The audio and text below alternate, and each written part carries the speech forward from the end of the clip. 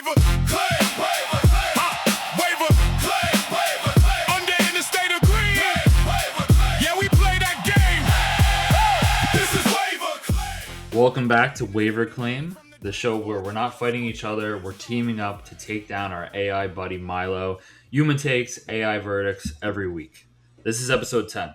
It's the recap. So over the last 4 episodes, we've been going division by division, building out our record, every win total, every team in the league. And if you haven't watched those, I don't really know why you're here now, but welcome to the show, and you get to see the final product of everything we've done.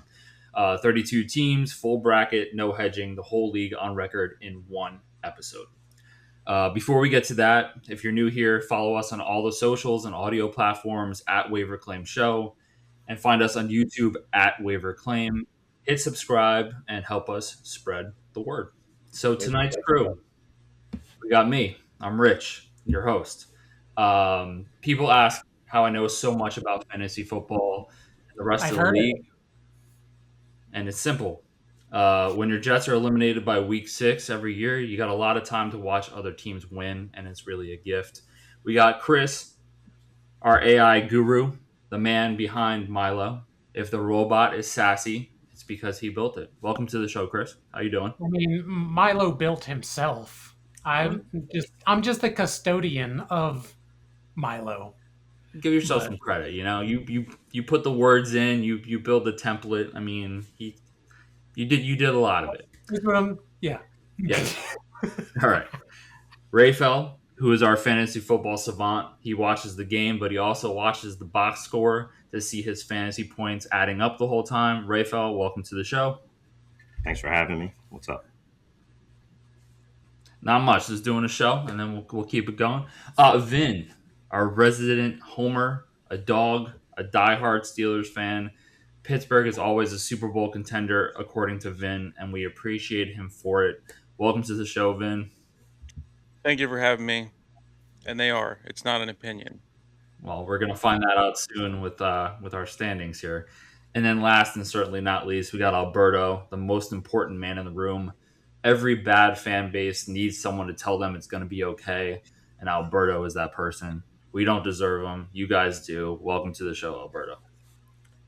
I care for the less fortunate.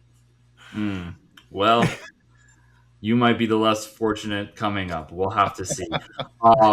So we're going to start with our rankings. I feel like the best way to do this is kind of just go from 16 to 1 or 1 to 16, however you guys want to do it, AFC and NFC. And then we're going to do the claim, and then we're going to break down our playoff path. So I don't want to be the first one to start. You know, I feel like Chris and MILO, let's start with a bang. Why don't you start with your AFC rankings from 1 to 16? Okay, so slightly different from the previous weeks, just as a caveat. So, like, the previous weeks when I was giving, like, 11.3 wins and so on and so forth, like, the way that was built was through, like, 10,000 simulations. Like, MILO ran it all, and that was, like, the average of it. On this, I decided to do one singular simulation. So, like, just say you did a Madden sim and just whatever happened. So it may not fully match up with previous weeks, but I just thought that was a little bit more interesting. So on the AFC side, it's honestly kind of chalk. So number 1 seed, you got Baltimore 12-5, getting the bye. Raphael's thrilled in January. Buffalo, number 2 seed, 11-6. Jacksonville, 11-6. Chargers, 10-7. New England, 10-7. The Raiders coming in at 9-8. That's a slight surprise to me on that one. And then Denver rounding out the number 7 seed at 9-8. Tennessee also 9-8, but didn't get the tiebreakers. And then you got Cincinnati, Indy, Houston, Pittsburgh, KC, all in that 8 to 7 win range. And then a big cliff for the Dolphins at 4-13, the Jets at 3-14, and then Cleveland bottoming out, which is on par with me and the Browns, 2-15. Some of this kind of matches what I've been talking about in previous weeks. Like, Milo's been hot on Baltimore all year, so that kind of plays out in the simulation. Jacksonville versus Houston was kind of a coin flip in previous segment. Uh, you had the 9-8 teams that I mentioned. Kansas City at 7-10. Like I've been saying for weeks, you're welcome, world, for breaking them on February 9th. Thank you, Eagles.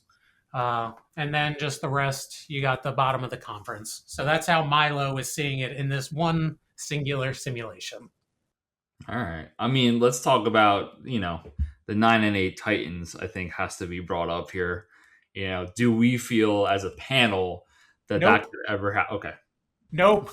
You Nope. know my feelings on Daboll. I know. That's why I brought it up, Your little robot friend thinks otherwise, though. So I mean, it's a simulation. You got standard deviations. There's these different.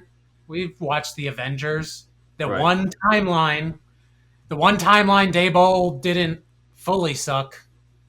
all his Infinity Stones were collected, right? So here's the question: who's more likely to go 9-8, the Titans or the Raiders?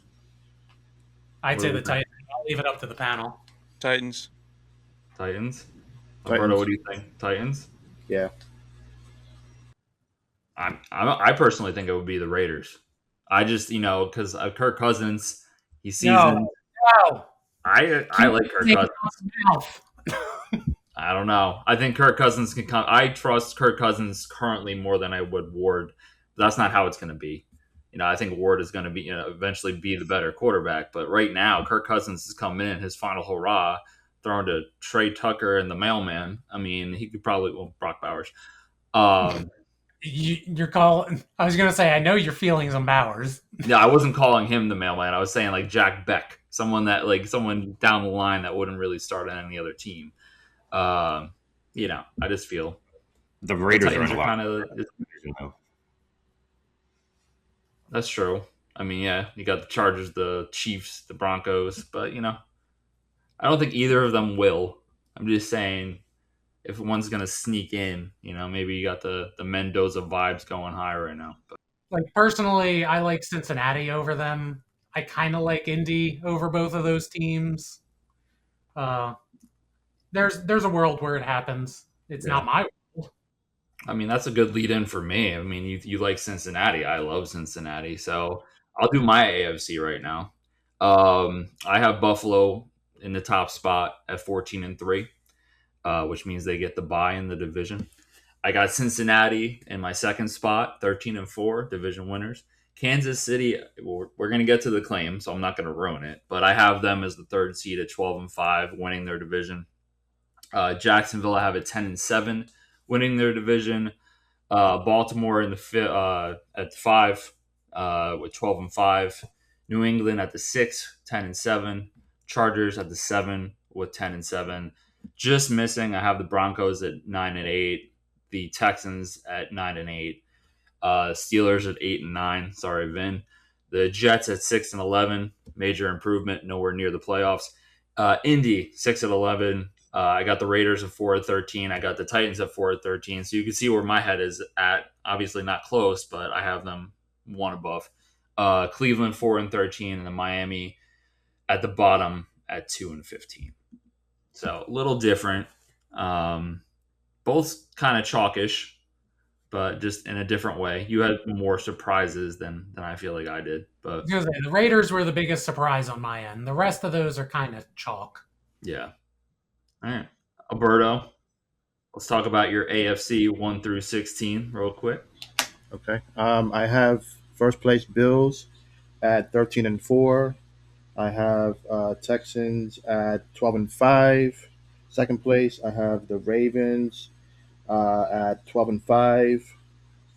Chiefs 11-6. Bengals at 11-6. Patriots at 10-7.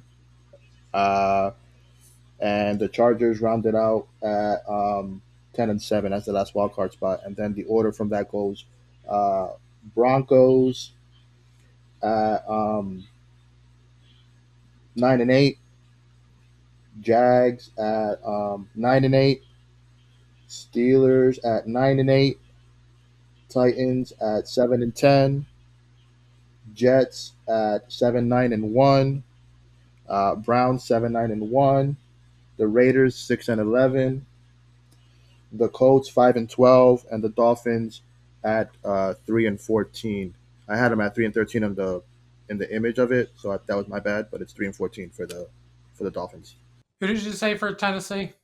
Tennessee is 7-10. All right. I pre-made some of these graphics, so I was just like checking. No, yeah. All right. Last is certainly not least. Everyone's giving your Ravens some love. Rafael, what does your standings look like for the AFC? I'm not as high on the Ravens as I am on Buffalo. I have Buffalo getting the number 1 seed, which we'll talk about it later. I think that could be a problem for the Ravens in the playoffs. But Buffalo at 15-2 get the number 1 seed. Baltimore gets the 2nd seed at 13-4. The Chargers get the 3rd seed with 11-6 record. Houston wins their division with 9 wins. They go 9-8. They get the 4th seed. Pittsburgh gets the first wild card spot, 12-5. I think I might be the only one to have the Steelers making the playoffs. I could be wrong, besides Vin, obviously. Denver, I have going 11-6. Nice. And then Kansas City, I have going 11-6 and getting the last wild card spot. Cincinnati barely misses. They get 10 wins, but it's not enough to make the playoffs. Jacksonville goes 8-9. New England goes 8-9. Indianapolis goes 6-11. Las Vegas goes 6-11. So that's why I kind of was on board with you a little bit with when you said, like, could they get 9 wins? Like, I'm not too far off with them. Tennessee, I'm going 3-14. The Jets going 2-15. And then Cleveland and Miami both get 1 win each. That's a lot of low-win teams at the end. Yeah, it's real top heavy. I mean, I agree. All of those teams I don't think are going to win many games, but it's usually it doesn't look like that. I'm curious what happens. Thank you for the love. That's very sweet of you. Oh, now that the AFC standings are out there, Vin, what kind of jumps off the page to you on the outside looking in? Is there anything that you think we're crazy about besides not putting the Steelers at undefeated? Well, yeah, you guys not having the Steelers make the playoffs is terrible. I mean, every year we hear the Baltimore Ravens are going to do something. They always taper off, or what did they start 0-5 last year? Some shit like that. They stink. Let's be real. Lamar Jackson's overrated. I do like the Joe Burrows. I think they'll do well. They'll definitely get a wild card spot, but it's the Steelers division. Outside of that, I think the coin flip that is the AFC, what is that, West with the Jacksonville Jaguars and Colts and such. Yeah. That one's such a coin flip. Yeah. I can't hate anyone winning that one. And then who else we got? Oh, the Chargers. I'm a Harbaugh guy. Harbaugh guy all around. So yeah, I could see the Chiefs sneaking in with the wild card because they're due to regress. Kel's what, 36, 37 now. Mahomes another knee injury. Broke them. Yeah, yeah, they're broken. Well, what do you say? Like 3-4 years ago, he's like, yeah, I still can't read defenses, and everyone's like, oh, well, okay. It's fine. As long as you win, why do you have to read, It's all good. Yeah. So Dude wins. Right. And we'll talk more about the Chiefs. Not since February 9th. Just not that day. Not that day. They lose by a lot on that day. But, I mean, we'll talk more about the Chiefs and the claim. And, I'm eager to hear what Vin has to say in detail about them. Let's jump into the NFC rankings. I feel like we should probably go the same way we just went. So, Chris, you and Milo can take it away. What's your rankings 1 to 16? So this is where simulation be simulating. Like, this one went a little off the rails at the top. It's not what I believe, but we're just going to go down Milo's prediction on this one singular season. It's like the Little Giants, one time at halftime. So, number 1 seed, the New York Fighting Giants at 13-4. Yes. Green Bay 12-5, Rams 12-5, Atlanta 10-7. The Eagles tied the Giants at 13-4, but lost out on the tiebreaker. Detroit 10-7. Seattle 10-7. So fairly stock, minus large asterisk at the top of the Giants. And then just on the outside, you had Chicago at 10-7. Like Seattle was the last in at 10-7. Dallas at 9-8. Tampa Bay, New Orleans, Carolina, Minnesota, all in that 7-8 range. San Fran bottoming out at 6-11. Arizona 5-12. Washington at 5-12. And just going back to like the previous weeks, obviously the boldest call is the Giants one. Milo has been in on the Eagles. He has them going 13-4. It's just you can't compete with Harbaugh, I guess. Nope. Dallas just missing. Green Bay and the Rams, which is pretty consistent with the model. And then San Fran at 6-11. We have talked before about how their travel schedule is brutal, and you may have like this residual stress just on players' bodies and stuff like that. So this simulation is kind of squaring away with that. But that's Milo's takes. My biggest thing is I think Harbaugh is going to bring some competency to the Giants, but that feels like an 8-9 type of thing, not a 13-4 type of thing personally. Again, let's see what happens because models are models for a reason. You have outlier seasons on certain people. Things just went right. Maybe. I mean, you keep leading in for me here. I mean, you said Giants 8-9, which that's exactly what I have on mine. So I'll start. I got, obviously, if you've listened to the show the last couple of weeks, I'm very, very high in the Lions. So I have the Lions at 14-3, winning the division, getting the bye. At 2, not far behind, I have the Rams at 13-4, winning their division. 3rd seed, I got the Dallas Cowboys, which me and Milo differ on a little bit. At 12-5, winning their division. At 4, we got the Tampa Bay Buccaneers at 7-10, winning their division. Again, this is not going to happen in real life. It's probably going to be swapped. We talk about it all the time, but I wanted to make the numbers, accurate. Seattle, 5th seed, 12-5, wild card. Eagles, 11-6, wild card. And then rounding it out, I got the 49ers at 10-7 as the last wild card spot. Just missing the hot Chicago Bears 10-7, same record, just out. Packers 10-7. Again, everyone's kind of hot in this category. Just you're missing it by literally a half a game. Giants 10th seed at 8-9. Then I got the Commanders at 8-9. Got Minnesota at 7-10. I got the Falcons at 7-10. I got the Saints at 4-13. I got the Panthers at 4-13, and then rounding it out, I have the Cardinals at 2-15, who battle it out with the Dolphins for the first overall pick in the draft, which is what I really think is going to happen. So a little different than yours, Chris. But it's the spice of life being different. Rafael, yeah, we can go out of order. Sure, Rafael. Who is your NFC rank 1 through 16? So I have Philadelphia getting the 1 seed with 15 wins. I have Seattle getting the 2 seed with 14 wins. I was a little surprised that I didn't end up with Seattle with the 1 seed, but looking at Philly's schedule, that's the way it shook out for me. I have Detroit getting the 3rd seed with going 13-4, winning their division, and then I have Tampa Bay winning the South, going 9-8.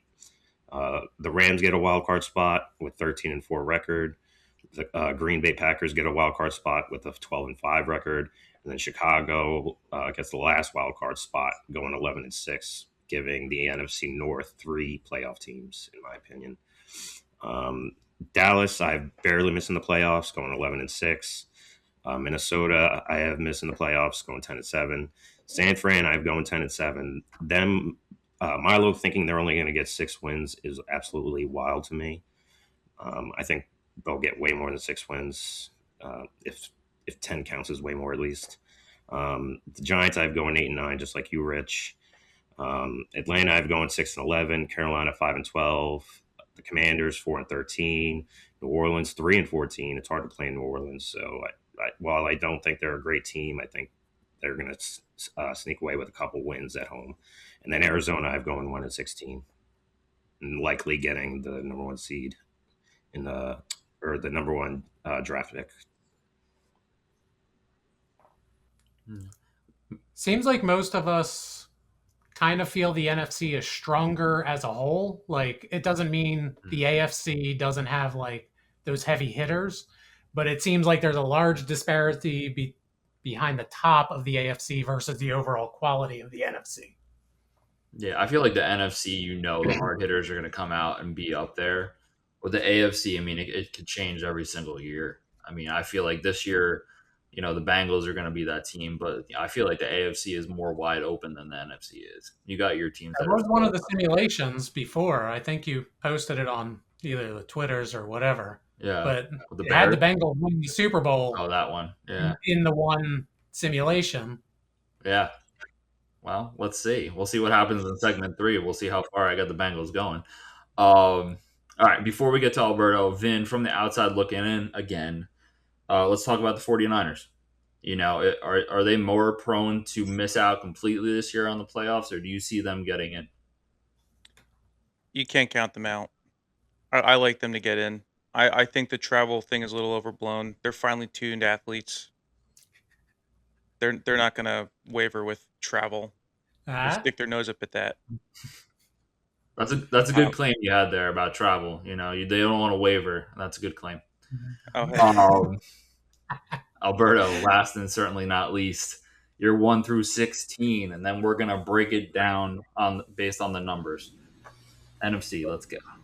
All right, so I have LA Rams at the top, 13-4. Eagles at 12-5. The Minnesota Vikings 11-6. The New Orleans Saints at 10-7. The 49ers at 11-6. Cowboys rounding off the last wild card spot at 10-7. Oh no, I'm sorry.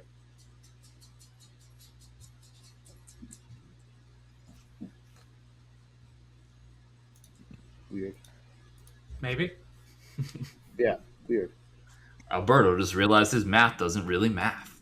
We're watching this live. Wait, what the heck? The NFC, where were you at? I got your thing. I just pulled it up. Okay, so all right, I said New Orleans Saints 10-7, right? Yep. Then you have San Fran at 11-6 as the first wild card. You got Dallas at 10-7, Detroit at 10-7. Those are your playoff teams. Okay, all right. You have Seattle just missing out at 10-7. Yes, correct. So then I have again Lions at 10-7, Seattle missing out. They're at 10-7. The Bears are 9-8. The Bucks are 9-8. The Packers are 8-9. Commanders are 8-9. Panthers are 8-9. The Giants are 7-10. The Falcons are 6-11, and Arizona finishes off at 4-13. All right. So, Chris, do you have anything to say about any of our projections here? So, like I mentioned, I kind of pre-built some of these graphics, but like one thing when I'm doing like standings that I always want to check, like football is a zero-sum game, which effectively means one team wins or one team loses in every single game, or if it's a tie, then you both tie or whatever. So decided to run everybody's standings just to make sure wins and losses match up. So MILO, 272 and 272. Rich and Rayfel, also 272 and 272. Alberto, I think you know what's happening right now. I don't think you did this check. Alberto has 287 wins and 255 losses, which means there are 33 wins to go along with 0 losses. Do you have any comment? Again, I care for the less fortunate franchises. So you're making up rules. Yeah. Yes. Math is for nerds. I agree with Alberto. Thank Yeah. you, sir. Appreciate it. We saw it happening in real time, though. I think I said on one of the shows, I was like, I know what you're doing. I'm in a 10-7. You're 6-11, whatever team. Right. And then, like, me and Rafael and Milo were, like, giving teams, like, 4 wins. You're like, no. Everyone's 10-7, you know? This is by the world of Coke Alberto over here, you know? Everyone's world peak. Oprah Winfrey of giving wins. You get a win. You get a win. You. Oprah over here. It would be a really fun experiment for Alberto to try to take away 33 wins and see what it looks like. I want to see which fan bases he wants to piss off right now. It would have to be all of them. You know, if you give the Jets 33 wins, they have a shot to lose in the Super Bowl. You know, like it's that wide of a margin of wins. You know, we got a shot to lose in the Super Bowl. So, I think next week that has to be thrown in there. That's going to be one of the segments. Alberto, you have to pick 33 wins off these people, and we're going to at all the fan bases that lost, 2 to 3 games, if not more. Well, I mean, And just some other statistics that I ran through Milo. So you have 20 of 32 teams finishing above 500, which can it happen? Yes. Like the baseline obviously would be 16 teams are above 500 or at, and then 16 below, but you have 20 teams above. The math on that, assuming this was like possible, like legitimately possible, because like I said, zero-sum game, that would have about 1.5-ish. 1.4 is the standard deviation, which effectively means 10% of the time you may have like 20 of the teams as a winning record and then the other 12 below. So that's not the worst to me. Like 1 in 10 times, it's not egregious. We have simulations. But the issue is the zero-sum game. It should, for you, I guess it's 271, 271, and 2, since you had the tie thrown in there. But for the rest of us, it was 272 and 272. You said 271? I think it's 271, 271, and 2, because you had the, I think, Browns and Jets tying. Okay. it's going to be a fun Yeah. experiment. So, can the wins be eliminated? Can wins be eliminated off the ties? Which are technically a win. Well, yeah, that's why it's not 272 and 272. Yeah. So, Yeah. like, all of us are 272 and 272, which adds up to, what, the 544, if I can math. You did, Matt. I'm proud of you. I was off the spot. Ooh.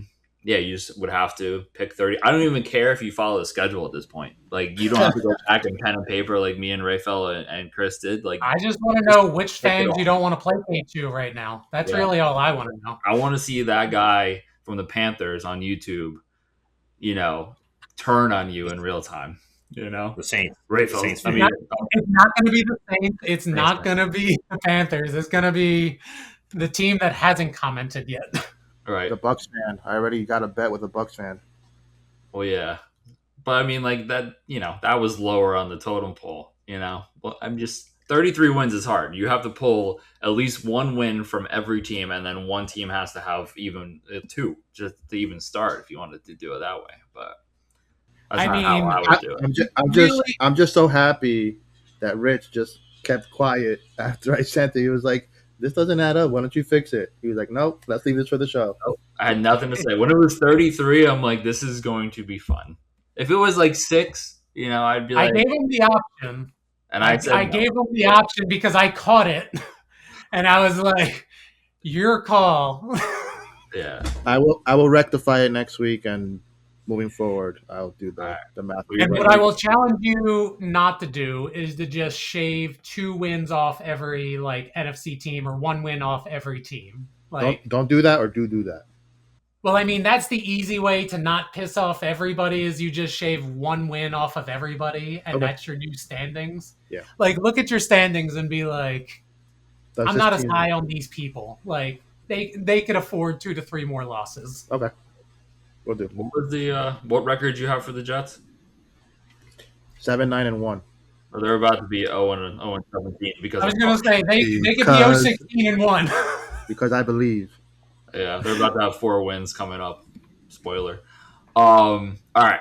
So that was fun. We're gonna have Alberto try to rectify his sin over here. And we had the claim coming up. But before we get to the claim is brought to you by the Pulling Guard. It's an elite line of sports and trading card products built for collectors. Put that shiny cardboard on display and don't get caught with your cards down. Check them out at protectyourpull.com. Find them on TikTok at pulling_guard and use code IOG waiver claim for 10% off.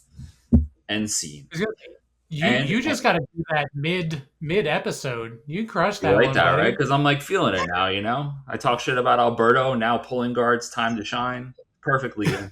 So as everyone knows, the claim is Chris and Milo's baby, so I'm going to have him take it away. What is our first claim of the week, Chris? So we decided to do like a little theme, kind of like high school superlatives, since like we're filming in June, so like graduations and crap. So high school superlatives. Milo's biggest glow up. The award goes to the Cincinnati Bengals. So Milo's take. For years, the Bengals asked Joe Burrow to outscore his own defense. This offseason, they finally attacked the line of scrimmage, trading their first-round pick for Dexter Lawrence, signing Boy Mafe and Jonathan Allen, while keeping Chase and Higgins paid and in place. They did lose Hendrickson, but overall, Milo's counting this as a win, not necessarily because Hendrickson is bad, but because for the first time in years, the defense is not an apology. Milo proves the team's fixing the actual problem. Thoughts? I mean, you know how I feel about the Bengals. I mean, I have the Bengals as the 2 seed. Do I have 2 seed, 1 seed? I don't remember. They're up there. So, I mean, obviously Burrow and the weapons have never been the problem. You know, if you look at Burrow and the offense, one of the best offenses in the NFL. Defense was atrocious, but like you said, you got Mafe coming off the edge. You got Lawrence on the inside stopping the run. I mean, that's a complete front for me. I don't think, obviously, he doesn't need help scoring. He just needs the defense to not give up more than what he scored. So I feel like the defense now is finally going to be a reason why they go deep in the playoffs in January. So I agree with the glow up for the Bengals, 100%. I disagree.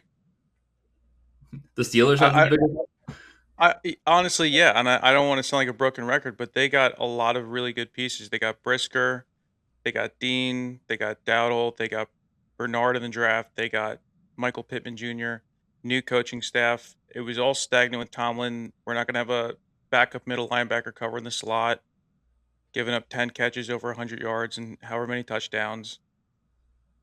And they just won the division. Everyone's excited about it in the locker room. And the Steelers they're Joe Burrow's daddy. TJ Watt's his daddy. They can't get around it. They just can't stop them. The win-loss differential when TJ Watt's in versus out is insane. Those guys are good. They're sexy. Like Dexter Lawrence is sexy Dexy.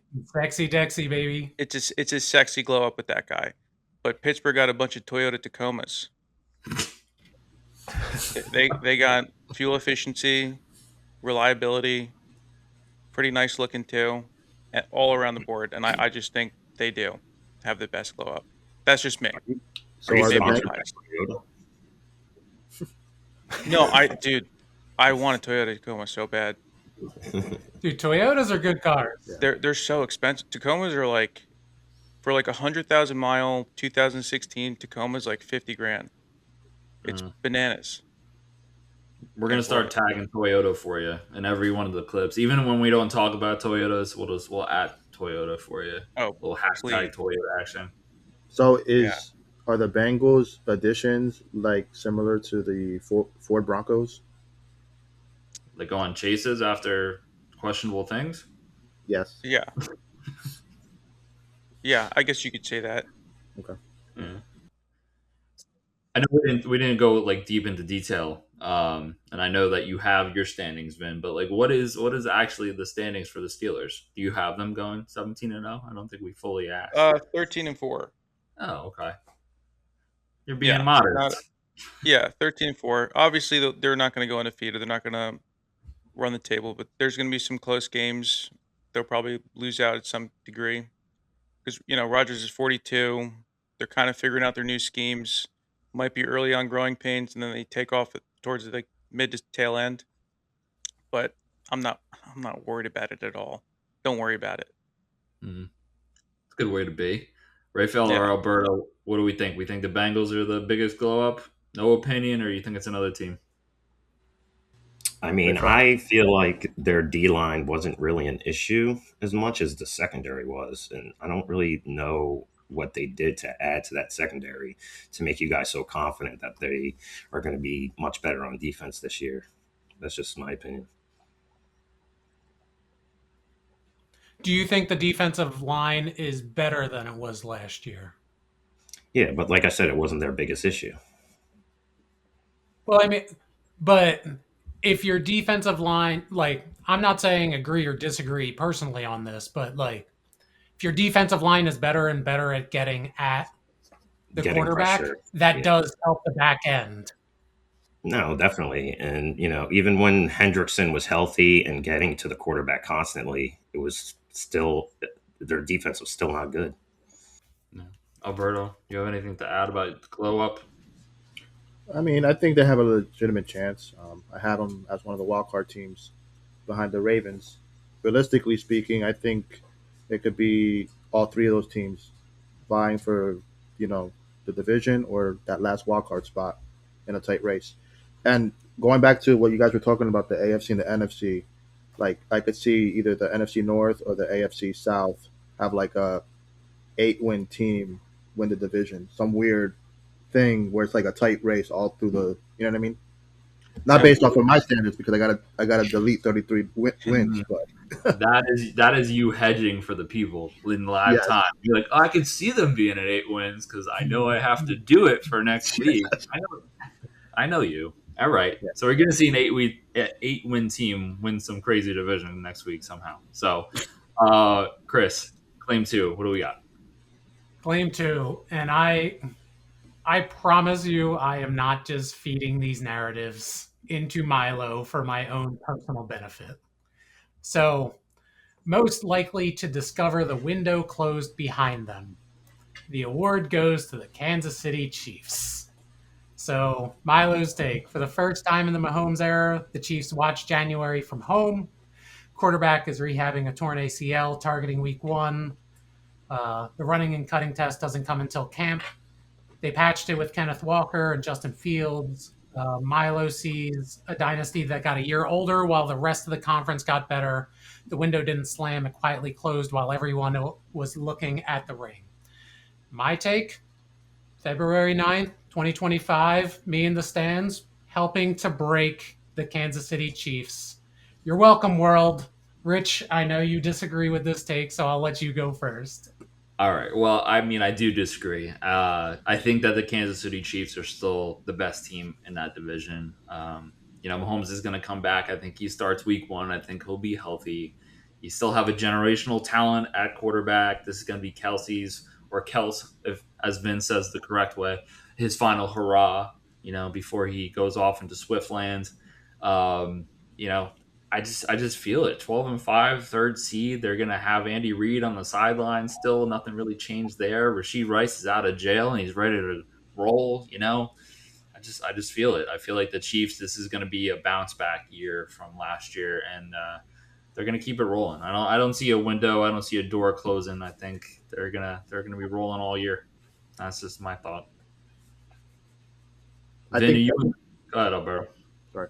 I think it slightly closes. I do think the Eagles impacted them from that last one in the Super Bowl, but I think it's one of those. It slightly closes, but then it reopens because they're just going to rebuild around Patrick Mahomes again after all the long tooth players like Travis Kelsey are gone. So it'd be like they'll they'll bounce back this year, and then they'll kind of slightly regress, and then they'll just kick back like where they last left off when they were winning playoff games. Yeah. Hmm. Vin, what do you got? I saw you shaking your head. Patrick Mahomes is like they want him to be the guy He's been kind of getting the referee leverage for a large portion of his career. What was it like? It was a few years ago. There's a play, uh, obvious pass interference. They just pick it up and they go, "Nope, game's over. Chiefs win." And it's stuff like that where you're like, are they going to keep getting these favorable calls? That kind of decides whether or not their window closes. Because if they are getting those calls, that kind of decides games in a vacuum. So I mean, I don't think so. I think they're going to keep them involved. I don't think the window's shut. Yeah, I mean, if you're lining it up to the NBA, you got Mahomes and Allen, or the SGA and the Wemby. You know, Yeah. they're always going to get calls because those are Yeah. the money makers. They want them to win. They want them to have success, which Mhm. does add into why I think the window is going to be open because the Zebras love them some Mahomes. A lot. A lot. Yeah. Rafael, open, closed, window, door. What are we thinking about the Chiefs? From the window to the wall. Andy Reid is the cream of the crop when it comes to NFL head coaches. So I feel as a Andy Reid led team, the window is never closed. Oh, it got shut in Philly towards the end. I can tell you that. When they lost in the Super Bowl, I wouldn't call that window closed.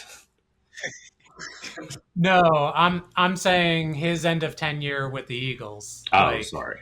It got a little rough towards the end, and maybe we're seeing the same thing. Maybe a certain somebody broke them. It's a theory. It's It's a good theory. All he really needs is more nuggies. If he has enough nuggies, he can definitely, right the ship the entire year. no, my man's a burger guy. I mean, he Does he- says, "Tell me with those nuggies" in the commercial. So he might. That's cash. Man loves himself a burger, just like Dougie P loves himself some Haagen-Dazs ice cream. Who doesn't? Who doesn't? I'm a Ben and Jerry's boy personally. Ice cream is good. Ice cream is good. Though. I'll eat any type of ice cream.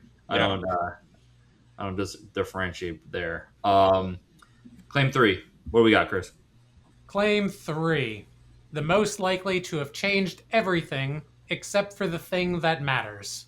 The award goes to the Atlanta Falcons. So they cleaned house, fired the coach, the GM after 8-9 again, bring in Stefanski, new front office, blah, blah, blah. You even got Matty Ice in the building. But the thing that matters, who is the quarterback? Is it Penix Jr.? Is it Tua? I'm assuming it's not Tua, but whatever.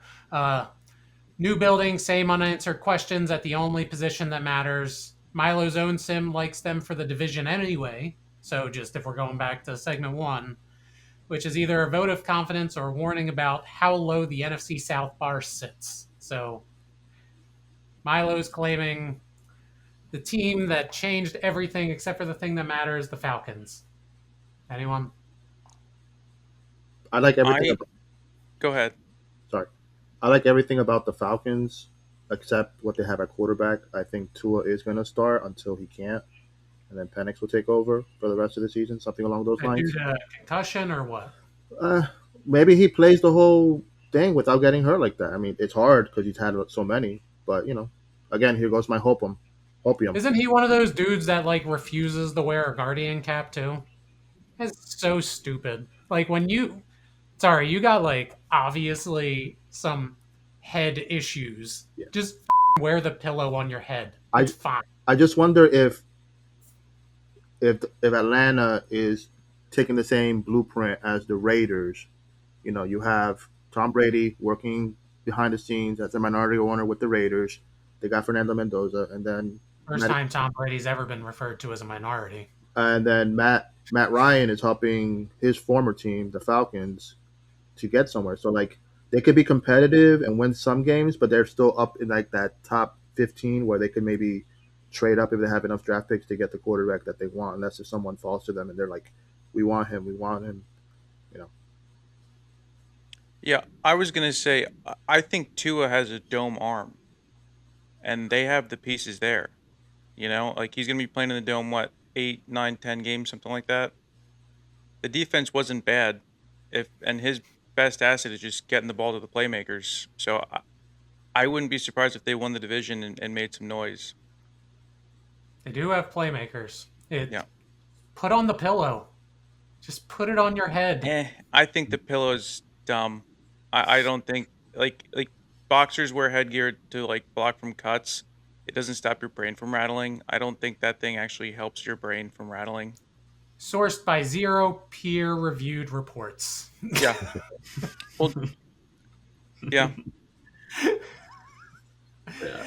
I mean, Screw the scientific data. We don't need that here. we know that Vin is a scientist, based on everything that he says. I mean, like, I would never question anything Vin says with any experiment here.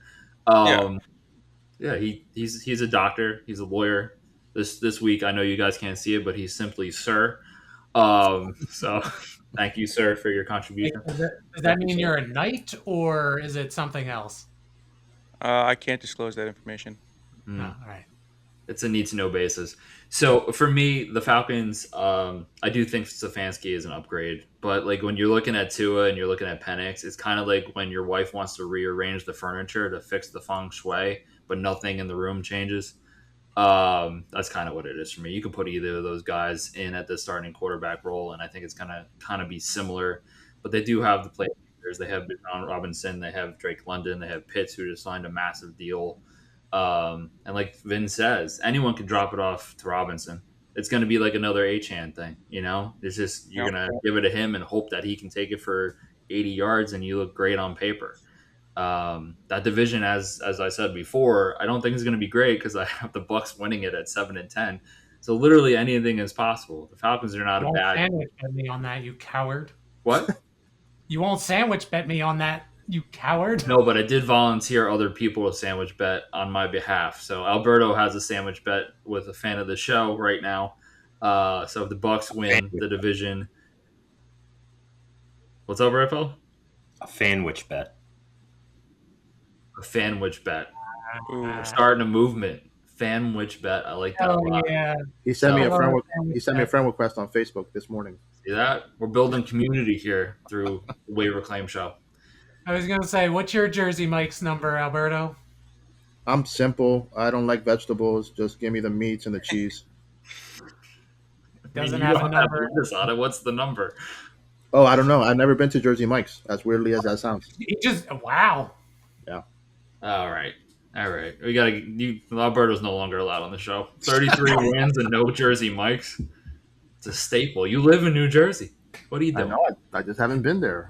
We got to broaden horizons. I'm bringing Jersey Mike's to the draft. I was going to say, I believe I Right. just saw something that said it's like the number one fast food place in America right now is Yeah. Jersey Mike's. I don't know if I would classify it as fast food, but I get it being on there. I guess it is fast, but whatever. What were you I've gonna never say, been to Raphael? Jersey Mike's either.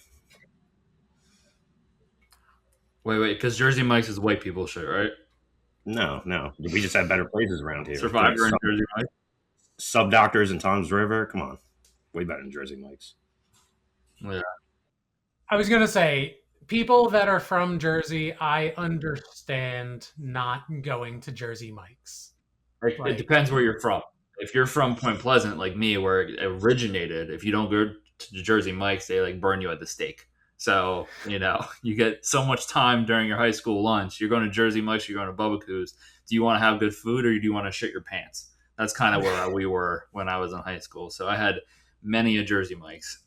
So you went in there and said, I would not like it Mike's way. Give it to me as plain as possible, the number 8. Yeah, with mayo and bacon since I was 14 years old. So I don't mess with greatness. So I think that leads Take us to number our. 4. What's up? Take number 4. Pick number 4 is actually mine. Yeah. So You got it, or you need me to say it? I got it. So this is Rich's closing take. This has to deal with the Giants roster. So as you guys know, the Giants had a massive wide receiver tryout, and they signed everyone. They signed OBJ. They signed Juju Smith-Schuster. They signed Barrios. My claim is that none of these guys will make the final roster. You have OBJ, probably the most likely to make it, but he has an injury history. I can't count on him for 16 games. Obviously, Neighbors is hurt. They would kind of want him to fill in. I don't know if he makes it to the opening game. Juju Smith-Schuster, I mean, he's not a player anymore for me. He's just a camp body with a famous name. Barrios, special teams ace, playing out of position in a real wide receiver room. He tried to do it with the Jets. He couldn't make the Jets. The only way I could see Barrios making the team is if he's the starting returner, which I don't know what they're going to do with Calvin Austin. I think if they have Calvin Austin as the returner, they don't really need Barrios. So my bottom line is OBJ, Juju, and Barrios all don't make the team. What do we think? I think they'll keep OBJ around just for the marketing aspect. Like people want to see him play. Everyone thinks he's gonna go back to his rookie year, make over the head catches, and he's a veteran. The guys might like him. Good for the locker room, maybe. But I think he'll stick. I think you're right there. So this Plus, is a funny thing that my coworker said. Go ahead, Rafael. I'll do my funny thing after you. Sorry, I was just going to say that Harbaugh is really high on OBJ. He has been for a while, and he's very loyal when it comes to stuff like that. So I think OBJ stays. How long does OBJ stay, in your opinion? Is this like a 1 year thing if he does stay? Yeah, I think it'll be his last season. Yeah. Okay. So the funny thing that my coworker said to me, who's a huge Giants fan, he gave him over to me. He's like, so they have to recreate the boat picture before OBJ is allowed to leave. They have to get all the people from that picture, put them on the yacht. And it's a lot easier to get OBJ to agree to it if he's on the team. And that's the only way that they can reverse the curse of the Giants. And he said that with a straight face, and I think he meant it. So maybe they add him just so he can get all those people back on the yacht. Because what are they, like 36 and 105 or something after that picture? Something crazy like that. So, Well, according to MILO, if they win the division, it's possible. One singular simulation that I know. according to Alberto, everyone wins. I don't want to live in that world. Yeah. I do not want to live in that world. Right. 32 teams, 10 wins. Alberto, Chris, any thoughts on this wide receiver room? Do you have them keeping 5 or 6? I have them keeping 5. So I think okay. If you're saying 5, then I'm on board with you. If it's 6, I think one of them sneaks on. Yeah, I don't see the point of keeping one of them, honestly, unless it's to get butts in the stands, like OBJ, like was mentioned. Yeah, but I wonder if it's to, again, Neighbors being injured and coming back from injury. It's to shield Neighbors. It's to shield Mooney, Fields, the rookie, from playing in the preseason, and have the other vet players kind of like play and showcase, and then see what you have, and then have those actual players that are going to stay on the team be ready for the regular season. Yeah, I mean, and also, Rafael and I go back and forth with this. Likely right now is their wide receiver 1, even though he's not a wide receiver. So that's why I have him keep him 5 instead of 6, because essentially you have a wide receiver 1 and likely that you can stash at the tight end spot. So I think Fields is going to be good for them. He's going to be high in our dynasty draft, I believe. Neighbors, I mean, we talked about it before. He's not going to play the whole season. I like Mooney. I think Mooney on that team is going to be good. Calvin Austin, I think, makes the team over Barrios. And then you got Slayton, who I think obviously is going to make the team. So it's going to be a toss-up. If they want nostalgia, OBJ. If they want an actual person that can contribute, for me, it's Barrios. Just because he can be their return guy. But that's neither here nor there. Anybody have anything else in this wide receiver room for the Giants before we move on? No? Would you be surprised if they trade for a receiver that can start for them? Neighbors? Based on what they have, I would rather do that than roll out OBJ at 108 years old, I mean, what are you trading? Like, if you're trading a draft pick, I'm not doing that. That's pointless. Like, Yeah, especially next I year's mean, draft is so if deep. you're going to be a playoff team, then sure, I get it. But I don't think they're expecting to get the number one overall seed, and that's not the type of move you make if you're giving draft assets. Yeah, plus if Unless you're a very poorly run franchise, which okay, so they're going to trade a third round pick for somebody. That's fine. plus you have the upside of Jaxson Dart running and also dumping it off to his receivers. Right. Or you can The just running take Keenan Allen off the street. You can have Tyreek Hill off the street. I mean, there's still Debo Samuel off the street. I mean, you don't necessarily have to trade, a pick. There's a lot of guys out there that just don't want to be part of training camp, which I respect. If you're in the league long enough, rest and just play. All right. Segment 3, the moment everyone's been waiting for. We are going to break down our playoff path and our Super Bowl winner. We are recording this show on June 27th, so things are definitely going to change. We will visit this and kind of see how wrong Fact. we were. Yeah, it's set in stone, especially Alberto. I don't know how much, Alberto, your seeds might change. This is going to be fun. I'm ready. I'm ready for next week. Chris, Milo, let's start with you. What does your playoff path look like with Big Blue as champs? Do we want to run like wild card then divisional or Just conference? straight? I would say straight through, wild card all the way to Super Bowl. Okay, so in the AFC wild card, Milo has Buffalo defeating Denver, Jacksonville defeating the Raiders, and then the Fighting Harbaughs beating the Drake Mays of the New England Patriots. In the NFC, you got Green Bay beating Seattle, Detroit upsetting the Rams, and then Philly beating Atlanta, which isn't a surprise if you were looking at the records. Like Philly's coming in as a 13-win team against, I think it was 9 or 10. In the divisional round, the number 1 seed Ravens defeat the Chargers. Josh Allen and New Baby defeat the Trevor Lawrences, the unserious franchise. Even though I do like a Trevor Lawrence, it's just all the other ancillary stuff that gets me. On the NFC side, you got the Giants beating Detroit, so good on them, making the run. Then Philly beating Green Bay in Lambeau. Conference championship, you got Baltimore beating Buffalo, the 1 versus 2 seed, so it kind of went chalk. And then the conference, you had the Eagles going to MetLife, hopefully not tearing anything on that turf to take out the Giants, and then Baltimore ultimately taking out the Eagles. So Milo is predicting, which he's been pretty consistent on throughout these weeks, 6-0 start, like the highest win predicted total. Like, so everything, Milo's been consistent on the Ravens as the champion for this upcoming season. Boo.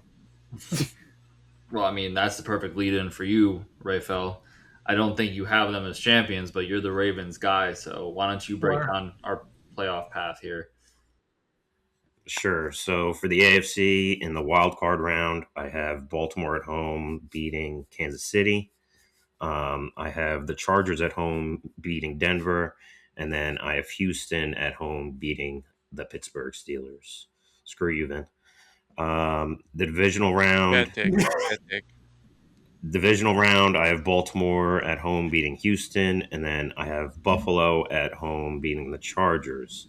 And then for the conference round, or for the conference championship, rather, Buffalo's going to be the number 1 seed, so they're going to have the home field advantage, in my opinion. And I can't remember the last time the Ravens have gone into Buffalo and actually beat them. It's definitely was probably before the Josh Allen era, if not at the very beginning of the Josh Allen era. So I actually have the Buffalo Bills going to the Super Bowl over the Ravens, which was tough for me to do. On the NFC side of things, I have Seattle at home beating Chicago. I have, for the wild card round, I have Detroit beating Green Bay at home, or, Detroit's at home beating Green Bay. And then I have the Rams upsetting Tampa Bay, if you want to call it an upset. I mean, Tampa Bay is going to be the home team, so that's the way I looked at it. And then for the divisional round, I have the Lions beating the Seahawks and the Rams beating Philadelphia in Philly. And for the conference championship, I have the Rams going into Detroit and beating the Lions. And ultimately, it will be the Bills versus the Rams in the Super Bowl, and the Rams come out on top as a wild card team. I like that. That matches up like very similar to mine, but I'll save it since it is so similar. Alberto, let's break down your playoff path. If you're looking on paper, we go ahead. AFC wild card round. Again, it's going to probably change because I got to deduce 33 wins or 32 wins, whatever it is. So, LA Chargers at Houston Texans. Texans win 31-20. New England Patriots at Baltimore Ravens. Ravens win 24-17. Bengals at the Chiefs. Bengals win 38-31. AFC divisional round. Bengals at Buffalo. This one, I'm going to add a little bit of a story to it. So the Bengals are about to march down the field to tie the game and get the game to overtime. But for some weird reason, the Bengals mix the extra point and then they lose 28-27 to the Bills. Then the Ravens unfortunately lose to the Texans 35-24. Sorry, Rayfel. AFC Championship, Houston Texans at Buffalo Bills.